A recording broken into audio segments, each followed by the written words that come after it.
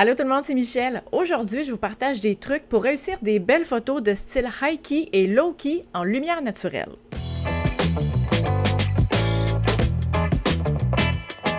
Je le répète tout le temps, la clé du succès en photographie, c'est de jouer avec la lumière puis c'est de la comprendre. Et au-delà de travailler avec les angles de la lumière, donc lumière latérale, lumière frontale, lumière à contre-jour, il y a des effets qu'on peut créer, puis on n'a pas besoin d'avoir d'équipement spécial pour ça. On peut faire ça en lumière naturelle, en lumière ambiante qu'on appelle aussi, et c'est des styles de photos high-key et low-key. Mais ça veut dire quoi exactement, high-key, low-key? Une photo de style high-key, c'est une technique qui consiste à créer des images lumineuses et éclatantes qui ont généralement un fond blanc ou vraiment très clair. Et le low-key, c'est une technique qui crée des images plutôt sombres, avec un look dramatique, souvent avec un arrière-plan qui va être noir ou très foncé. Je me rappelle quand on faisait notre formation en photographie, on avait eu un cours sur la technique high-key et low-key. C'était des techniques qu'on avait travaillées ou qu'on avait apprises en studio. Et la technique high-key, on avait un arrière-plan, un cardboard, un arrière-plan qui était blanc, et puis qu'on plaçait les flashs de manière stratégique pour créer une ambiance de lumière vraiment super lumineuse. On avait aussi pratiqué le low-key avec un cardboard, un arrière-plan noir, et avec les flashs placés de façon différente, mais là, la technique que je vous partage aujourd'hui et toutes les photos que vous allez voir dans la vidéo aujourd'hui, c'est des photos que j'ai prises en lumière naturelle ou en lumière ambiante. Alors, tout ce que ça m'a pris, c'était soit la lumière du soleil ou si j'étais à l'intérieur, c'était soit la lumière provenait d'une fenêtre ou d'un spot ou d'une lumière, mais j'ai utilisé aucun matériel. Mais par contre, si vous souhaitez utiliser de l'équipement minimal, il y a certains accessoires qui peuvent vous aider à créer les effets que je vous montre aujourd'hui. Le premier accessoire, c'est des réflecteurs. Ça va aider à refléter la lumière naturelle pour aller combler les ombres. Si vous avez un sujet qui est à contre-jour parce que vous voulez faire un high-key,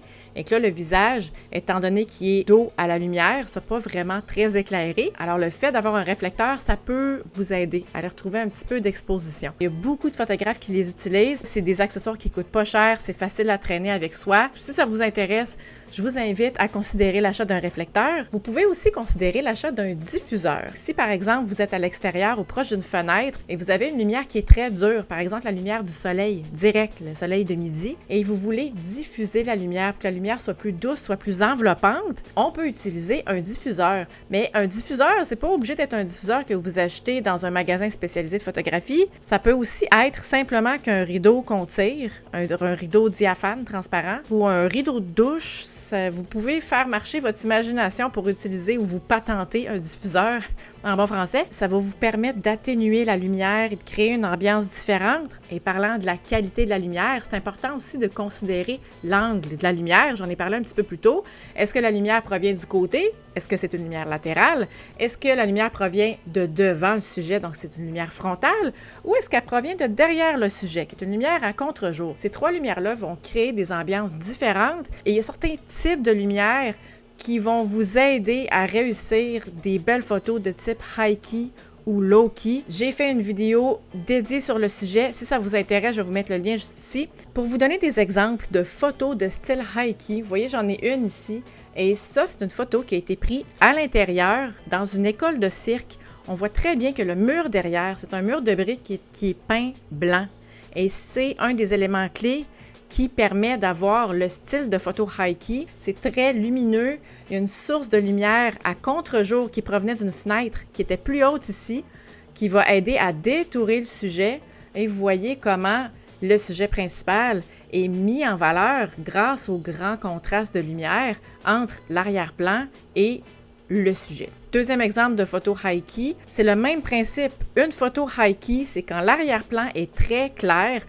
Pour réussir à avoir des effets comme ça, il faut soit être en lumière à contre-jour, ça va aider à avoir un arrière-plan qui est super lumineux, ou d'avoir un arrière-plan, un mur, quelque chose qui est blanc. Un exemple de photo à l'extérieur, et ça, c'était pratiquement pendant une tempête de neige. Parenthèse, si vous vivez à un endroit où il y a beaucoup de neige l'hiver, ça va vraiment vous aider à faire des belles photos high-key parce que la neige premièrement, est blanche, alors ça fait des super beaux arrière-plans épurés, avec beaucoup d'espace négatif, très lumineux, et ça va aussi réfléchir la lumière. Alors, votre sujet qui est peut-être à contre-jour va avoir une chance d'être mieux exposé. Photo ici, Ariane qui faisait de la danse. À droite, on avait la source principale de lumière qui est une fenêtre. Et en arrière, ici, c'était simplement un mur blanc. Zéro accessoire pour cette photo-là. Et d'ailleurs, pour aucune autre des autres photos que vous avez vues avant. Exemple de photo à contre-jour avec une lumière diffuse. J'étais à l'extérieur, on voit très bien si on a un arbre, le filet de volleyball, Kevin l'athlète qui faisait une attaque au net. Et l'arrière-plan ici, c'est simplement le ciel. Mais étant donné qu'il est surexposé, et c'est la clé du high-key, on va volontairement surexposer notre photo pour perdre les détails dans l'arrière-plan. Moi, je voulais pas qu'on voit, il y avait peut-être quelques nuages ici, là, mais moi, je voulais pas les voir, les nuages. Je voulais juste que ça me fasse un bel arrière-plan blanc. Généralement, quand on veut faire un beau high-key, ça fait très bien d'utiliser ou d'avoir une lumière diffuse. On retourne à l'intérieur, c'est une lumière qui est indirecte. Le soleil provenait d'ici à l'intérieur de la fenêtre, mais les rayons n'étaient pas directement sur le sujet. Et c'est la même école de cirque que l'autre photo qu'on a vue un petit peu plus tôt. Alors, le mur de briques blanc qui va contribuer à avoir beaucoup de lumière dans la photo. Le plafond, la pièce au complet était peinte en blanc, ce qui permet non seulement de mettre en valeur le sujet qui est plus foncé, qui est à contre-jour, mais aussi de mettre en valeur les tissus aériens sur lesquels l'artiste de cirque Rachel grimpait. Et ça fait vraiment un très bel effet visuel. Ça va immédiatement attirer l'œil dessus. Une photo que j'aime vraiment beaucoup, c'est le même principe que pour la photo de volleyball. J'étais placée très basse, donc en contre-plongée, pendant que Mike, qui faisait du skate, faisait son jump. Alors, il était vis-à-vis le ciel, qui était un ciel nuageux, que j'ai volontairement surexposé pour me débarrasser de tous les nuages qu'il pouvait avoir, pour avoir un bel arrière-plan blanc, et ça va vraiment mettre en valeur le sujet. Et là, je pouvais pas finir sans mettre petit bébé Henri. Il était tout petit. Ça fait 2 ans, cette photo-là. Alors ça, derrière, là, c'est la lumière qui provient de l'extérieur. Lumière naturelle. Possiblement que mon rideau était fermé. Alors, la lumière passait au travers du rideau, qui crée une belle petite lumière diffuse. Il y a juste un petit désavantage avec la lumière à contre-jour, c'est que des fois, ça peut être difficile à maîtriser.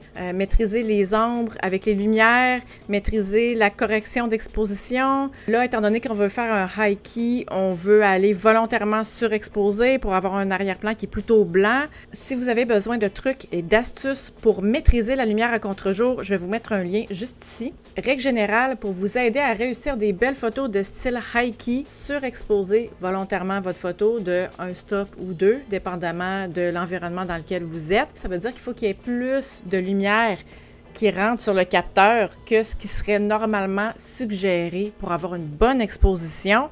Il y a différentes manières de le faire. On peut travailler avec la compensation d'exposition sur votre appareil photo. C'est la petite roulette avec les plus 1, plus 2, plus 3 ou moins 1, moins 2, moins 3. On peut aussi jouer avec les paramètres d'exposition, tout dépendamment si vous êtes en mode semi-automatique ou en mode manuel. On peut jouer soit avec la vitesse d'obturation, l'ouverture ou l'ISO. Si on veut augmenter l'exposition d'une photo avec la vitesse, on va diminuer la vitesse. Mais là, il faut faire attention pour ne pas introduire du flou de mouvement. Deuxième option, vous pouvez utiliser une ouverture qui est plus grande sur votre objectif. Donc, si vous êtes par exemple à f4.5, vous pouvez peut-être essayer de vous mettre à f3.2 ou si votre objectif le permet à f2.8 ou vous pouvez augmenter votre ISO. Alors, si vous êtes à ISO 200, vous pouvez essayer ISO 400, ISO 800 ou ISO 1000 pour voir le résultat que ça donne dans votre image. Si on s'en va du côté des photos low-key, alors c'est l'opposé.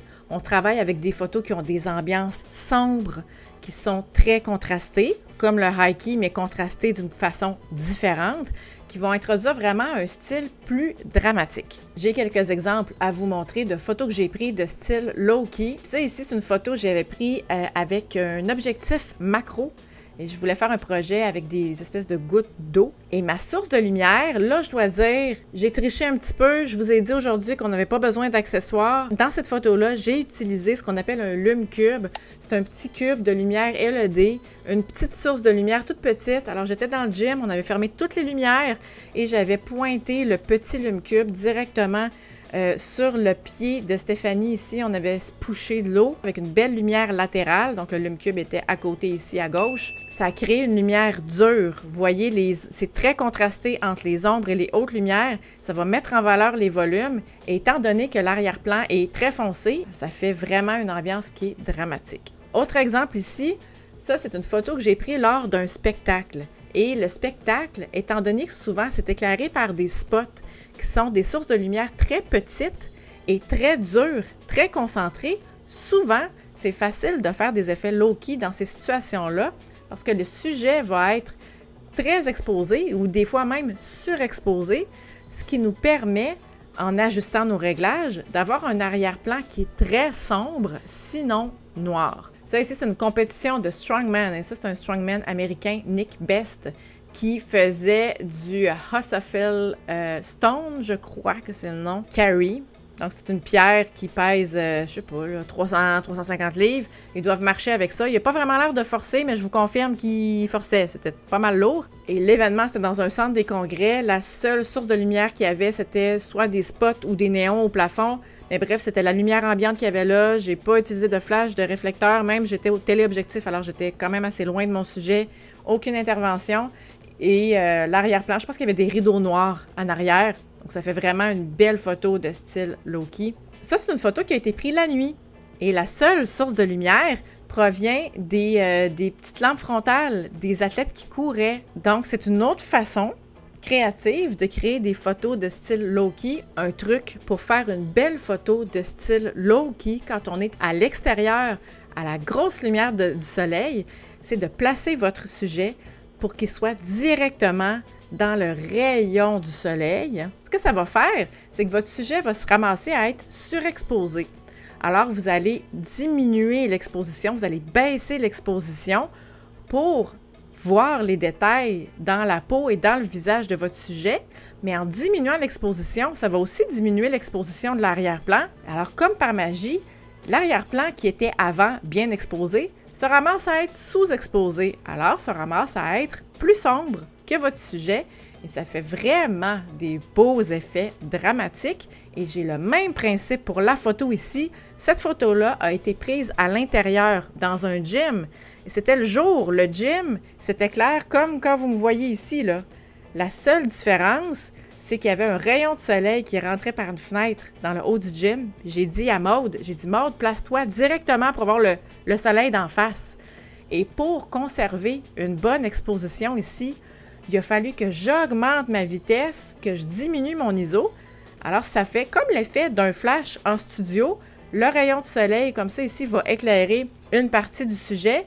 Et tout ça, ici, devient complètement noir parce qu'on a tellement besoin de diminuer l'exposition que tout s'en vient juste complètement noir et ça fait un super bel effet contrastant dramatique. Un autre effet dans un gym, Jean-François Caron, il s'entraînait dans un garage pas chauffé l'hiver. Moi, j'avais pas très chaud, mais les gars qui s'entraînaient, eux, ils avaient chaud. Ça fait vraiment des beaux effets. Et c'est super sombre. Il n'y a vraiment pas des belles sources de lumière dans ce gym-là. Et c'est pas pour rien que j'ai utilisé une photo en noir et blanc parce que la balance des blancs était pratiquement impossible à faire là-dedans. Et la manière que le spot au plafond était placé et l'endroit où il avait décidé de s'asseoir totalement par hasard a fait en sorte que j'ai pu réussir une super belle photo de style low-key, simplement parce que la lumière était bien placée et que l'arrière-plan était foncé. Pour résumer, des petits trucs pour réussir des belles photos de style low-key, trouvez un arrière-plan qui est foncé, réglez votre appareil photo pour volontairement sous-exposer votre sujet. Alors, ça veut dire peut-être augmenter votre vitesse. Si vous êtes à 1 centième de seconde, peut-être vous placez à 1 250e de seconde ou 1 400e de seconde. Fermez votre ouverture. Si vous êtes à f4.5, essayez f5.6, f6.3, f8 et diminuez votre ISO. Si vous êtes à ISO 1000, essayez ISO 800, ISO 640, ISO 500. Diminuez la quantité de lumière qui rentre dans votre appareil photo. Et j'en ai parlé un petit peu plus tôt, si vous pouvez utiliser une lumière directe, une lumière dure, une lumière très contrastante, lumière du soleil, un spot, Ça va vraiment vous aider pour créer plus de contraste parce que votre sujet va être super lumineux. Alors, ça va vous faciliter la vie pour sous-exposer votre photo. Puis, je voulais terminer avec une photo en exemple ici. Vous me direz ce que vous en pensez, vous. Est-ce que vous trouvez que c'est plus une photo high-key parce que le sujet se trouve à être, vous avez une lumière qui est très claire et très lumineuse? Ou est-ce que vous trouvez que c'est plus une photo de style low-key parce qu'il y a beaucoup de foncé dans la photo et qu'il y a un effet très dramatique? C'est drôle, cette photo-là, moi, je crois que ça fait une belle représentation d'une combinaison des deux. On voit le low-key, puis on voit le high-key. Et je pense que c'est d'ailleurs pour ça que j'aime vraiment particulièrement beaucoup cette photo-là. Je trouve qu'elle attire vraiment bien l'œil, elle met le sujet en valeur, elle crée une belle ambiance, on joue avec des beaux contrastes de lumière. Et, soit dit en passant, les photos de style high-key ou low-key, c'est des très beaux candidats pour faire des noirs et blancs. Ça fait pas mal le tour pour cette semaine. Si le contenu de la vidéo vous a été utile, je vous invite à le partager. Si vous avez des questions ou des commentaires, gênez-vous pas, mettez-moi ça juste en dessous. Merci beaucoup d'avoir été là, puis on se dit à la semaine prochaine pour une autre vidéo. Bye!